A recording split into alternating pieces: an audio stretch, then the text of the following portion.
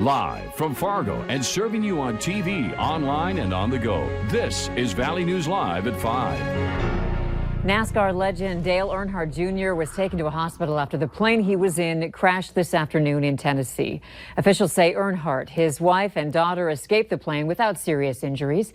The Cessna Citation rolled off the end of a runway after landing at Elizabethton Municipal Airport, then caught fire. 2 pilots were also on board, according to the FAA. Everyone was taken to the hospital. Their conditions are not known yet. A Fergus Falls man is facing 2 felony charges of gross sexual imposition after court records state he sexually assaulted 2 young girls. Those court documents state 52-year-old Shannon Peterson was in a bed watching a movie with an 8 and 13-year-old when some of the alleged incidents happened. But as Valley News Team's crime and safety reporter Bailey Hurley found out, this isn't the first time Peterson has faced these types of criminal charges. She joins us live now in the studio with more. Bailey? Andrea, that's right. Now, court documents say after being convicted of both 2nd and 3rd degree sexual conduct in 2013, Peterson had to register as a sex offender. Those incidents happened in Fergus Falls, with court documents saying Peterson inappropriately touched 7 different girls, many who were under 13, while others were between 13 and 15 years old. And those incidents are eerily similar to the alleged incidents happening in Cass County. Now, court documents found today allege Peterson of inappropriately touching both an 8 and 13-year-old girl. One victim told police that she woke up to Peterson behind her, touching her private parts, while the other victim says she woke up one morning to Peterson trying to remove her leggings. Now, the victims say that Peterson would ask questions like, "Can I please do it?" despite continuously being told no. A warrant is currently out for Peterson's arrest. Andrea? All right, thank you, Bailey. In Peterson's previous sex crime conviction, an Otter Tail judge sentenced him to 48 months in prison and 15 years of probation. It has been a bit stormy out there. Rain, thunder, high winds. Let's find out from Hutch how much longer this will go on in no-wait weather. Hutch? Well, it looks like many of us will see evening showers and even a few rumbles of thunder as we look at our Valley Skycam. Gray skies out to the west. Here's the very latest. The most stout storms showing up with all of the lightning that you see down to the south here into South Dakota. That's where the best chance of anything strong to severe will be this evening. We have isolated activity in the northern valley from Highway 200 and points north. This is all good old-fashioned rain throughout much of southeast North Dakota from Gwinner and Lisbon all the way out towards Edgeley. More stout and robust thunderstorm activity in the Britton, South Dakota area, and that's all moving off to the east at a pace of about 25 miles per hour to 30 miles per hour. Some gusty winds and from time to time hail possible from those cells. Up north, we have less organized thunderstorm activity pushing into the Highway 200 corridor near Cooperstown, and a cell that is not far from Grafton, just to the south, is meandering southward only at about 10 to 15 miles per hour, with a cell working its way through southern parts of Grand Forks right now. The best chance of severe will be in South Dakota, where there is a watch in effect until 9 o'clock tonight. We'll keep our eyes on the skies there. While I can't rule out rain in Fargo, a few sprinkles not out of the question. I think for the most part we'll stay fairly dry.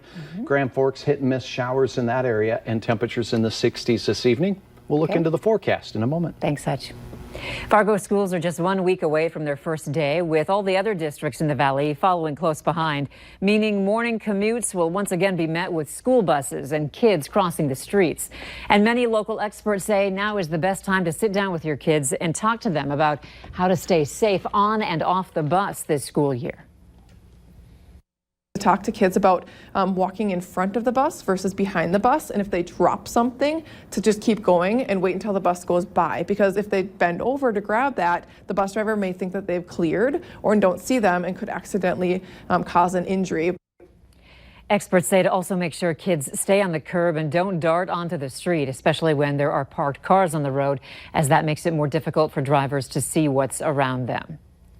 In our schemes and rip-offs this evening, as college students head back to class, scammers are again trying to get their money. The Better Business Bureau of Minnesota and North Dakota has issued a list of the most common scams to hit universities.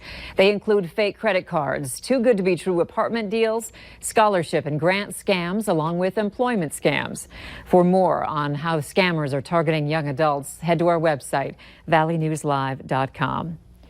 Authorities have released a description of a suspect after an attempted rape in Bemidji, Minnesota. Police say the man who tried to assault a woman is about 5'9" and was wearing a gray sweatshirt and blue jeans. Officers got a call at around 5 in the morning Sunday of an attempted rape at the intersection of Roosevelt and Donald. Police say they don't know if the suspect is still in Bemidji. Many people in the community tell Valley News Live they now fear for their safety. You can find the original story on our website, valleynewslive.com. A dog in Valley City is back home tonight and recovering from some serious injuries after a woman says she saw the dog being dragged on the ground.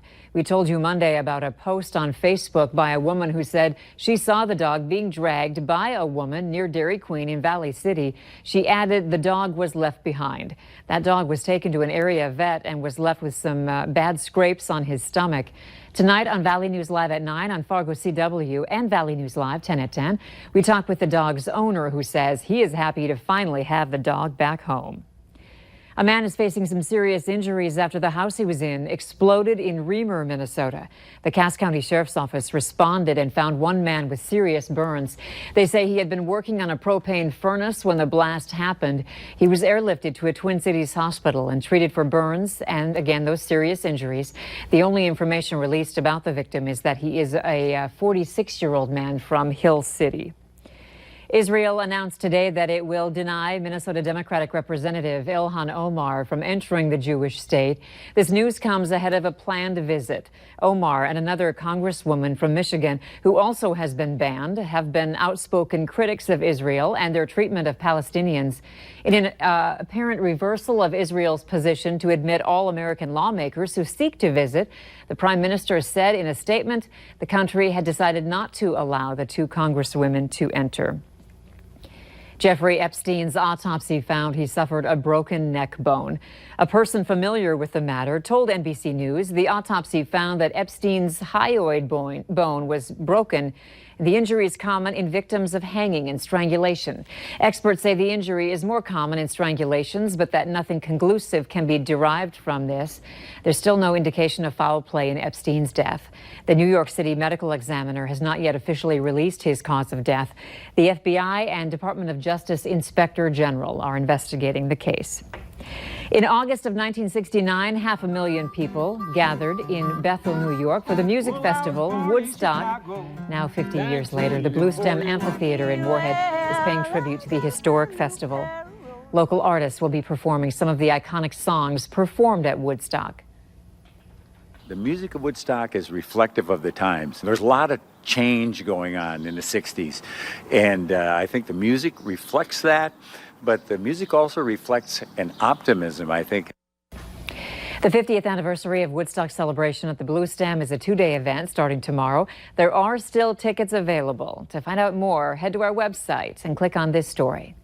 It's time to assemble your squad and head out to West Acres Mall in Fargo. They're holding a special back-to-school teen block party right now. From creating your own bath salts to finding the perfect frame for your glasses, the party has a handful of retailers ready to help you get ready for the year ahead. On top of the beauty booths and getting a look at the best back-to-school styles, there are also snacks to keep your energy up. I think it's pretty cool. It'll allow a lot of people to come together and see all the cool back-to-school fashion and do a lot of fun activities. It's going to be really fun, and I hope a lot of people will come. The event is geared toward ages 13 to 20, and you still have time to take part in the block party. It runs until 7 o'clock tonight. And how about this one? A team of Minnesota hackers is among the best in the business.